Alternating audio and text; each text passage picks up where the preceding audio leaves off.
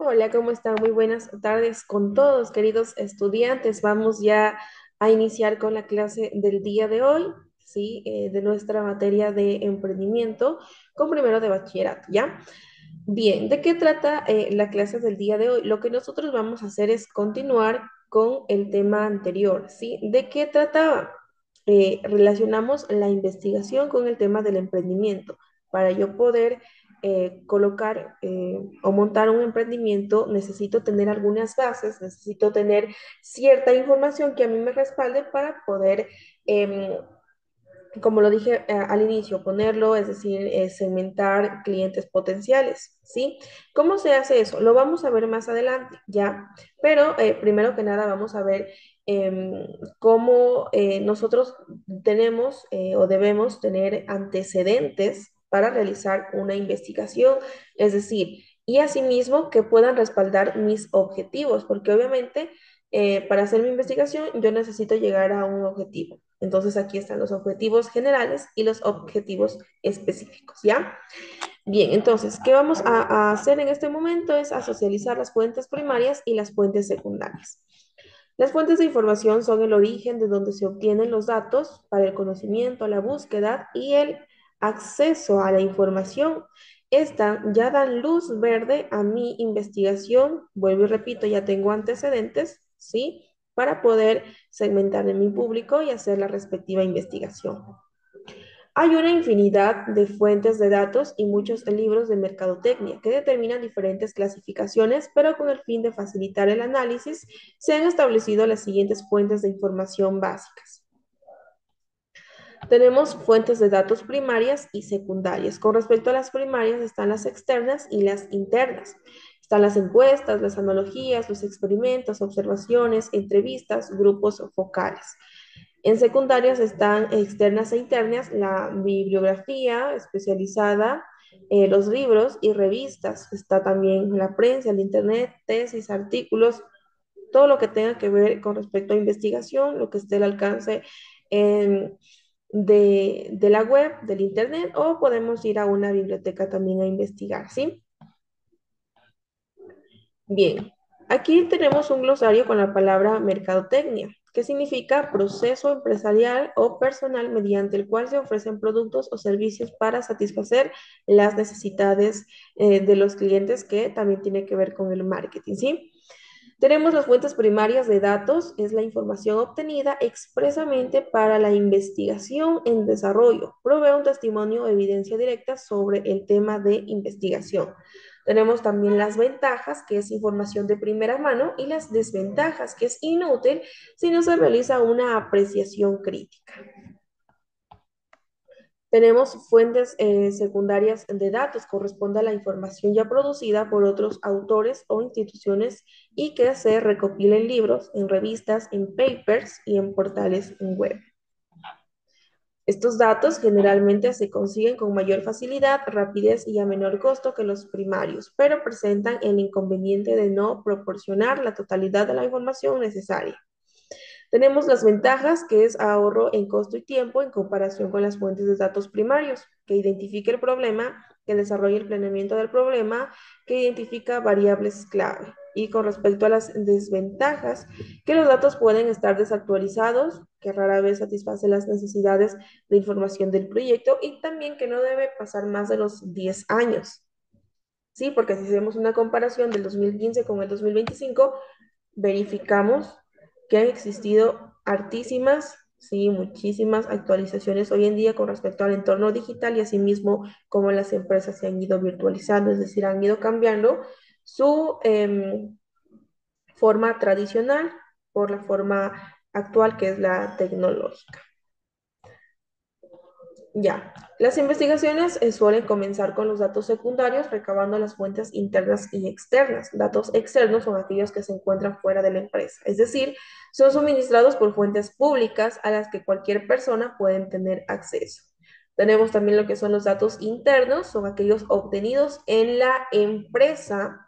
En el caso de los emprendimientos que recién se están formando, la mayoría de los datos se obtendrán de fuentes externas o asimismo de otras empresas, obviamente lo que esté al alcance de sus manos y asimismo puede estar el boca a boca, ¿ya?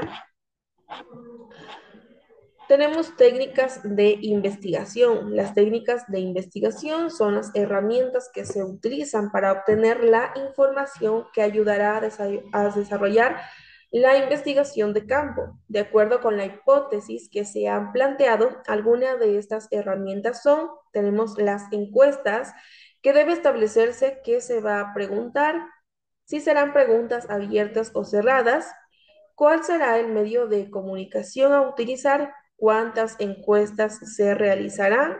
Para lo cual se debe emplear un muestreo estadístico y quién y en dónde se va a encuestar. Es importante resaltar que las preguntas no pueden ser sugestivas. Las respuestas deben proporcionar la información que se busca, facilitar la tabulación sin cansar al encuestado y debe considerar sus propias necesidades. Antes de realizar el diseño de la encuesta, hay que analizarse en detalle el entorno de la persona que se va a encuestar, ¿ya?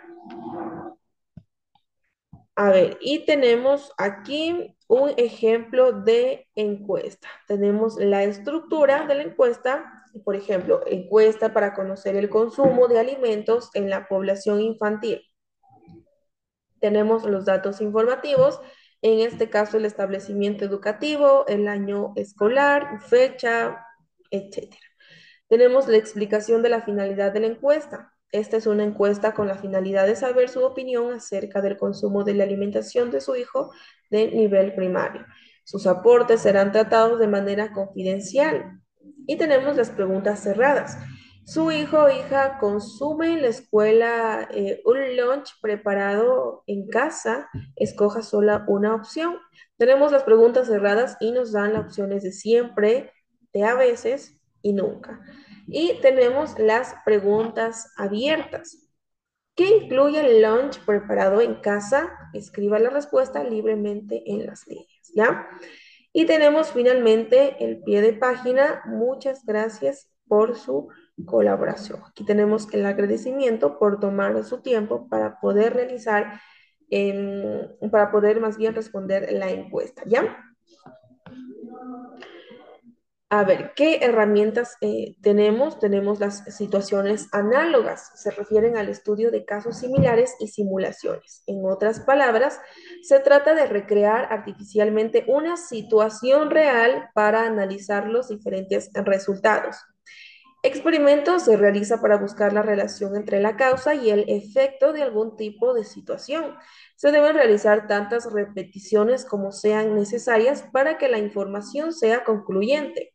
Es necesario detallar en el diseño de la investigación en qué consistirá el experimento y las condiciones en que se lleva a cabo. Tenemos también la observación, consiste en registrar información observando la situación de análisis. Esta técnica tiene gran importancia cuando no se requiere mantener comunicación y basta con observar la situación. Permite obtener información precisa y concreta. Si la investigación requiere de observación, el diseño de la misma deberá incluir las siguientes características: qué es lo que qué es lo que se observará, cuándo, a qué hora, qué es lo que se va a observar, etcétera. ¿Ya? En este caso, con respecto a la observación, también se puede utilizar otras herramientas, por ejemplo, grabar audio o grabar video, ¿ya? Igualmente con las entrevistas podemos utilizar esas herramientas. Bien, para que la entrevista permita llegar a conclusiones adecuadas, se debe realizar con la mayor objetividad posible y sin perder de vista el objetivo de la investigación. En lo posible, la entrevista debe ser grabada para que sea analizada en detalle posteriormente y no se tergiverse el contenido de la misma. Tenemos también las fuentes especializadas, se refiere a las informaciones publicadas en fuentes especializadas y calificadas sobre algún tema. Por lo tanto, el diseño de la investigación deberá señalar las fuentes de las cuales se obtendrá información.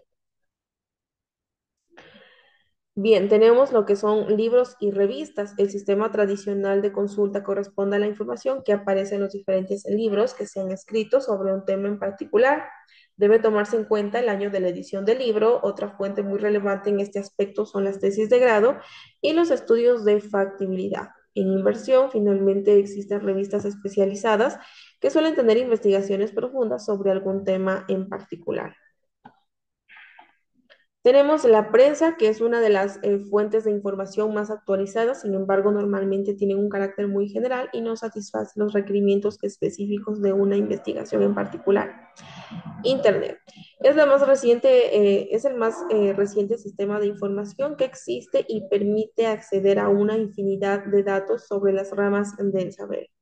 Tenemos también lo que son los grupos focales, son sesiones en lo posible grabadas de un número limitado de clientes actuales o potenciales que comentan sobre los atributos o defectos del producto o servicio en análisis. Al tratarse de comentarios, no pueden ser inferidos por la totalidad de la población y por lo tanto solamente indican gustos y preferencias de las personas presentes. Sin embargo, suelen entregar información relevante sobre los atributos del producto o servicio en estudios. Por eso que son muy importantes los grupos focales, ¿sí? Los focus groups son una herramienta valiosa para someter un producto o servicio a escrutinio.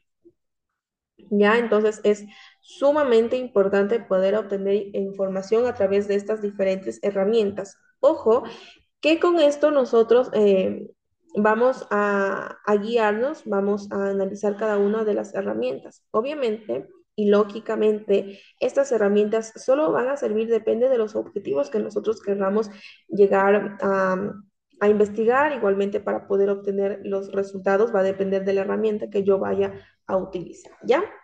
Eso sería todo. Espero que todo haya quedado claro, entendido. Son temas que son fáciles de asimilar, sin embargo, se requiere de volver a revisar el tema de la clase en casa, poder realizar las tareas de manera correcta, de poder llenar los espacios conforme a las palabras que son correctas, ¿ya?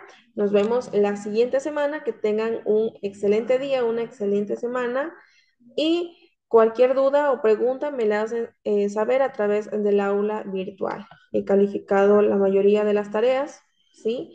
He visto también que de alguna manera se han esforzado, otras personas no han puesto el- la dedicación necesaria para poder resolver estas tareas, ¿sí? Sin embargo, no les he puesto ningún comentario con respecto a las tareas, o me parece que en algunas sí, ¿sí?